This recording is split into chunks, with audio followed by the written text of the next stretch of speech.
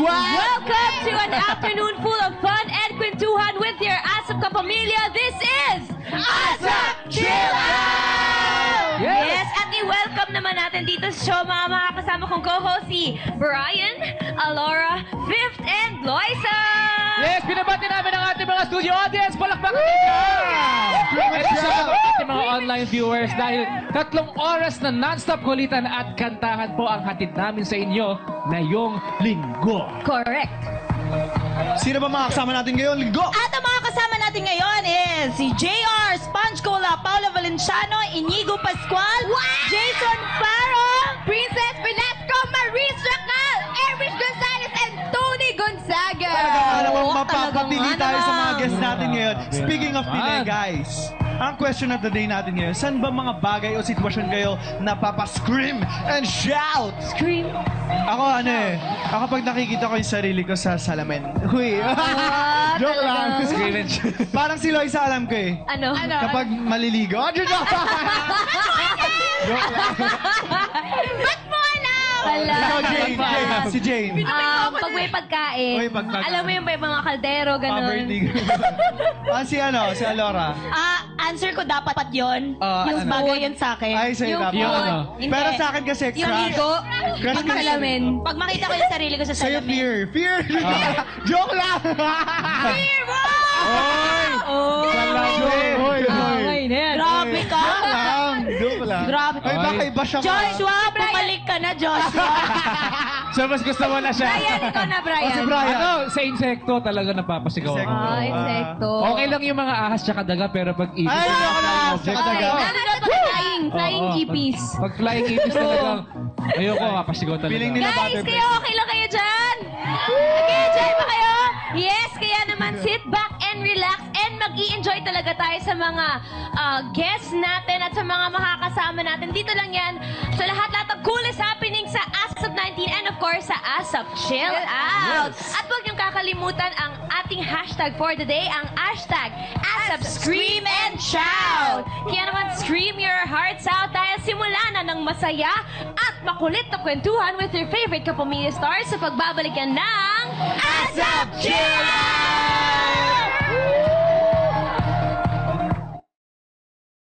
Your ASAP Chill Out. Yan, Yes. napanood nyo na po yung napaka-scream and shout na opening. Totoo, galing na ang Swabe. galing na lahat. Pero ibang klase Sarah G. Hands Oo, down, kasi grabe. Super swag. Pero ito, I heard meron tayong bagong segment. Yun yung ating Dito sa ASAP Chill Out. napapasigaw tayo dito. Lalo na si Alora. Oo, itong segment na to ay tinatawag na Top 5 Picks of the Week. May makikita tayong mga pinag-usapan na mga pictures. 5 yan, okay. Right, Robbie? And magbibigay tayo ng mga opinions and thoughts natin about the picture. It's gonna be Isa-isa. no holds barred, and itong mga pictures na nakuha po namin ay yung mga exclusive at yung mga pinag-uusapan talaga na issues last week. And Yes. if you want to join in, all you have to do is just leave a comment sa aming www.asap.abs-cbn.com/chatroom para makasali. And also our studio audience can participate. Kung may mga gusto kayong sabihin, just throw them at us and we'll be able to Ang Feel galing free to talaga ng comment. birthday boy natin. Okay. Happy birthday! Bago tayo- Robbie Domingo! Bago natin simulan ng lahat, di ba? Napakaganda. Why don't we greet Robbie Domingo ng happy birthday, guys? Happy birthday, Robin! Thank you so much, my ASAP Chill Out family. Okay, 1 issue down, 4 more to go. Ay, grabe. Di ba? Okay, that's all. Hindi yata part yun eh. Sobrang Bonus na-touch yun ako. sa'yo. Sobrang na-touch ako kasi for the longest time, since Monday pa sineselebrate na ASAP yung birthday ko sa Anilao, and then sa rehearsals kahapon, tapos basta ang dami namin office, ang dami namin mga moments Minus yung sa together. sweldo mo. Ayos lang kasi it's worth it. Katulad na lang na pag-uusapan natin ngayon. Is it worth it? Let's see. Let's have the Let's go. first pick of the week. Yung ating na. Trending issue number 5. Gabriel Gabriela versus Coco Martin Martin. at the Bench Fashion Show. Who's Gabriela ba? Sino si Gabriel? Ano ba yan? Gabriela is this organization of women. okay. Gabriela, Ay, okay. yung mga Akala ni women Brian, rights. Yes, women ito rights. si Gabriela. Oo nga eh. Now folks, this happened Okay, yung Bakit? Organization for Women Rights, tama? last week, I guess. Last week, Ayan yata sa Bench yung- Fashion Show happened in the Mall of Asia Arena. At ito yung isa sa mga pinag-usapang photos ng buong mundo actually, ng buong Pilipino. Coco Martin with a leash which is connected to the neck of this foreign girl. At afterwards, I don't know what happened eh. Nag-kiss Ano to? daw sila after. May rope ba to? Yung... Ikikis pa niya, ikikis pa niya. Parang ano? Ay, may ito yan Parang nagbukang pet, di ba? Yeah, but the issue was, okay. parang kinakaladkad. Kasi yung girl daw, parang aso daw kung maglakad Parang during the alaga. walk. That was the big issue. Okay, let's have some thoughts over here. Loisa, ano masasabi mo? Paano ako agad? Jane, ano masasabi mo? Hindi, sige, Loisa. Yun yung gusto nila eh. Concept nila yan. Kaya wala tayong magagawa. Concept nila? Ala, Loisa! No, this discussion is open forum naman eh. Oo. There are no, once again mga pamilya, there are no right or wrong answers here. All of our inputs are our own opinions. So kung may mga sarili-sarili kayong It's POV. opinions, i-share nyo yan sa amin para pag-usapan na mas matindi. Alright? Jane, ikaw, ano masasabi mo sa issue na to? Actually, ngayon ko nga lang narinig yung issue. Kasi palaging lasal na pinag-ano natin eh. Oo naman. Basketball lang! Baka mamaya Alam namin at this point na ang Lasal ay pasok na sa finals. And congratulations. Hindi pa ba? Di pa daw. On Wednesday pa. Wednesday yung Updated big talaga game. siya, Updated talaga. Updated. Hindi pa But daw. what can you say about this picture? Hindi, siguro, hindi ko alam kung sinadya nila or hindi ko sure actually. Bilang babae, are you offended with that photograph na may leash yung babae? Siguro parang kasi women's right, di ba dapat pantay, hindi yung parang mas may May nagli-lead. inferiority, superiority. Oo. So yun, siguro pangit tingnan or pangit yung message na naparating for me. Any thoughts, guys? Kayo ba may mga inputs po ba kayo? May gusto kayong sabihin? I don't think. Alright, si Miss over there. Ate. Sige, palapit po kayo. Lapit kayo. Sige po. Lapit po kayo dito. Stage. Exposure, tara. Once again, welcome to Asap Chilla, and we're having this new segment called Top Believers to eh. 5 Picks of the Week, where Dito ka, dito ka. we get to talk about the issues that happened, that transpired during the last week. Go. Anong name mo? Cha-cha po. Proud believer. Robbie Lee. Thank you, thanks. O, go. Yes, Anong opinion mo sa picture? Happy birthday po kay Robbie. Kay Robert Mario Sabio Domingo po. Anyway, Princess! Nagpag-aok ka ba? Nagpag-aok. Sige, what can you say about the picture? for me po, kasi kung ibibase po natin siya sa concept ng creativity ng production, check po siya na talagang maganda po siya. Pero kung sa side po ng pagiging babae, yun nga po yung Gabriela, yung grupo po ng mga women's para po sa women's right, para po nakaka-underdog po siya sa mga babae. Pero po kung concept idea, check po tayo. Pero for me po, kasi yun po kasi yung concept nila, yun yung way nila nagpaparating na ang fashion, yun yung peg nila. Kaya They're creative check. right now. Uy. Alright. Parang Good point, coming from thesis Chacha. defense yun Oo. That's Thesis check. defense. Malaman, Thank you. Any thoughts kayo? Alora, Thank you so much for the greeting and thank you for the comment. Feeling ko kasi, nung ginawa nila yung concept, since parang, Kung ikaw ang Yes. ilalagay sa leash, ano mararamdaman mo? Tingin mo ba Personally, Alora, kung ikaw yung nasa leash, Oo nga. Okay lang kung ikaw yung naka-leash, ano mararamdaman mo? kasi, kung sa akin, Char, kunyari aktor ako, papayag ako as an actor kung kailangan kong gawin yon. Feeling ko kasi nung ginawa nila yung concept, hindi nila naisip yung side na yon na pwedeng maka-offend. Ginawa lang nila for the concept para may Creativity lang. style, creativity, ganyan.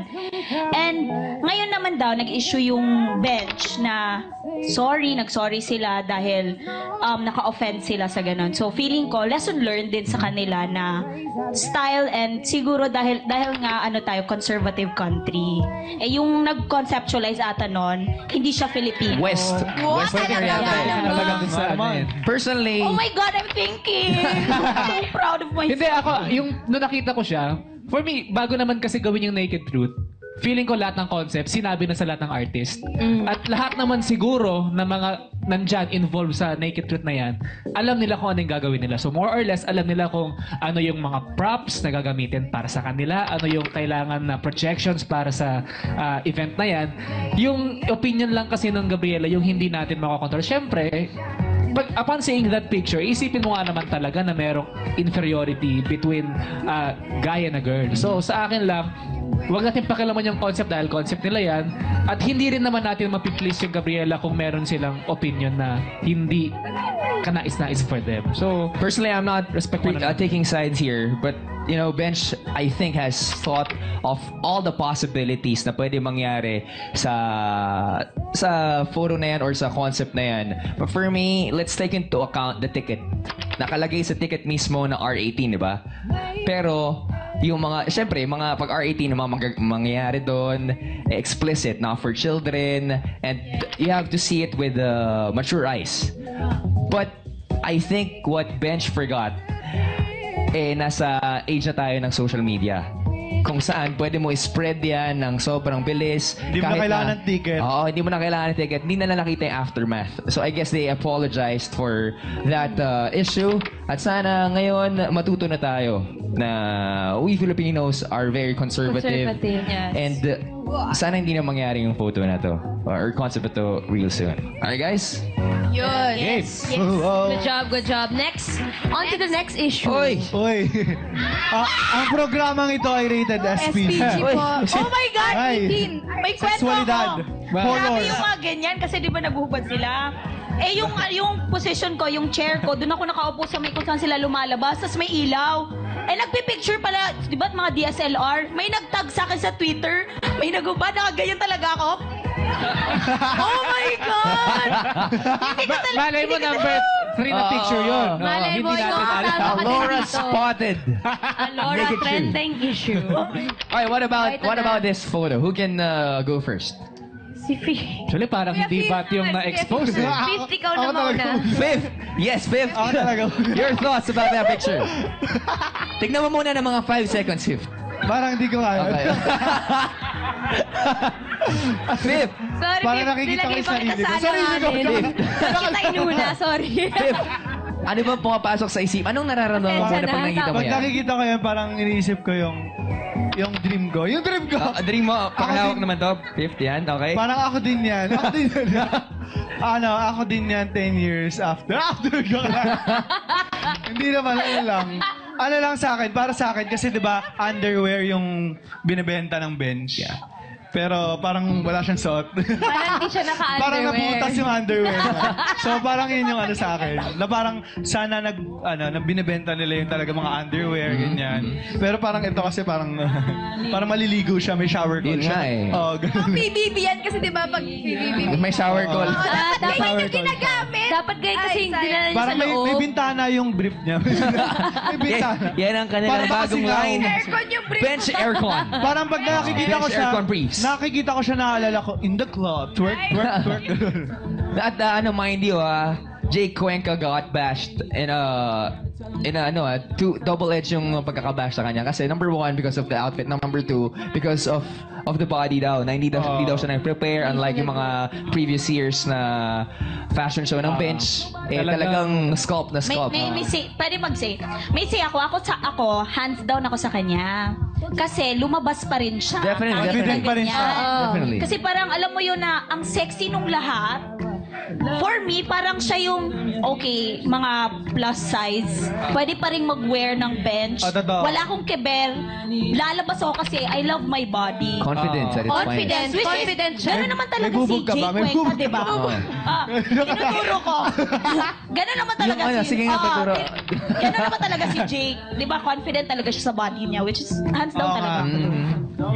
Jane, do you have Hindi, I something agree. to say? Kasi parang, syempre, imposible namang hindi siya tumingin sa sarili niya bago siya lumabas or something. So, kudos pa rin kasi tinuloy niya, parang, ano siya, alin? Nag-harness pa siya dyan, di ba? Oo. Cramping yan. Hindi, yun nga, kudos pa rin kasi tinuloy pa rin niya yung kailangan niyang gawin. Siyempre kasi job niya yun and naging professional siya. So yun. Ako naman, ang opinion ko, and once again, mga pamilya, this is my personal opinion. Number one, yeah, we're proud of Jake for going out with that body, with that outfit.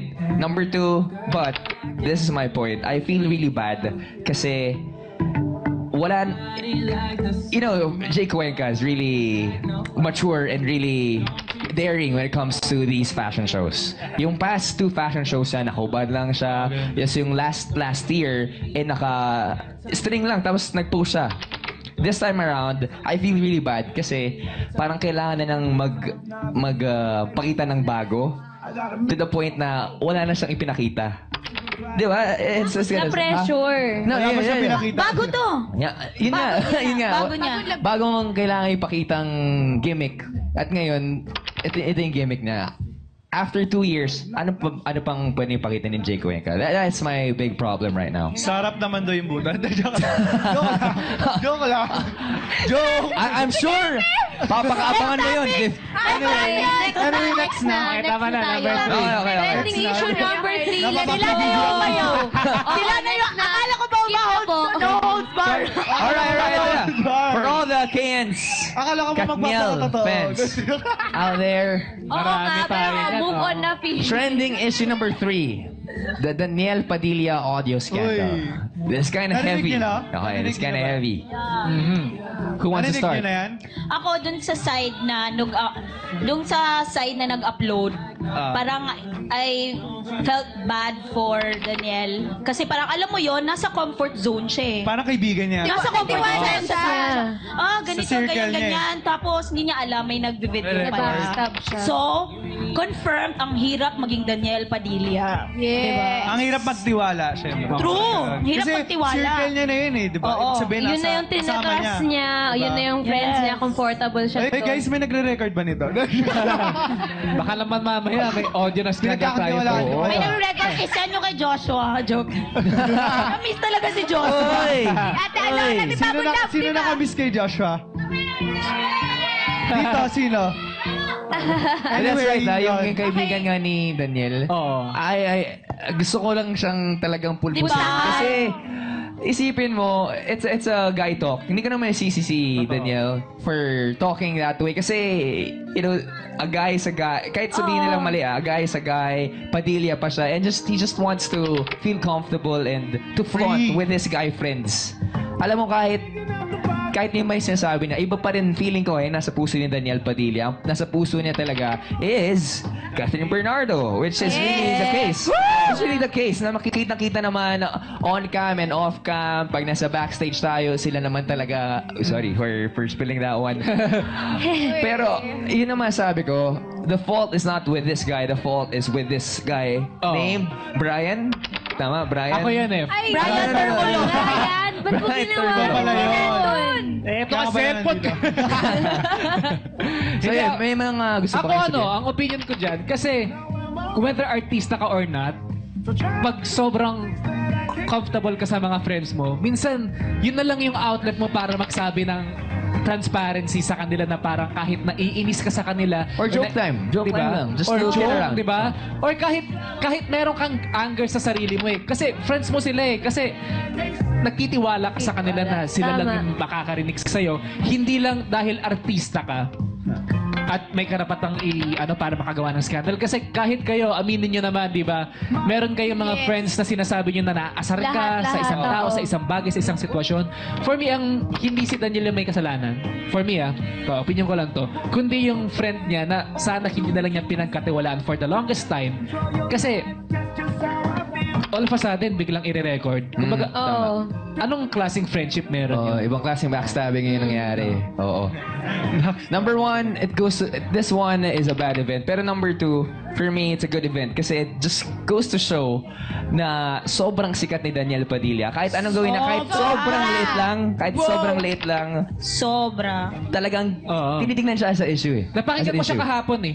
Ano yun? Kahapon ko lang napakinggan Audio. yung tape. Oo. Akala ko ikaw naman yung kinilig eh. Hindi, napakinggan ko yung audio. 1 minute and 30. Oh, tama. Wow! may time. Memorize. Hindi, napakinggan ko lang. 31 siya. na. 1 minute and 31. Kumbaga parang napaka-natural. Hindi siya, hindi siya sobrang scripted. As in talagang parang sa isang tao. Kwentuhan lang talaga. Kwentuhan lang. Oo. Kahit, di ba, tayo din naman nakakapagkwentuhan tayo. So, yun lang yun. Okay. Any thoughts? Any thoughts? Okay, guys? Yun. Well, mamaya yung issue number 1 and issue number 2 natin. Pag-uusapan natin yan sa bagong segment na tinatawag nating Top 5 Picks of the Week. But when we come back, mga pamilya, you better brace yourselves because you guys are in for one ultimate treat. Dito lang sa nag-iisang ASAP Cheers!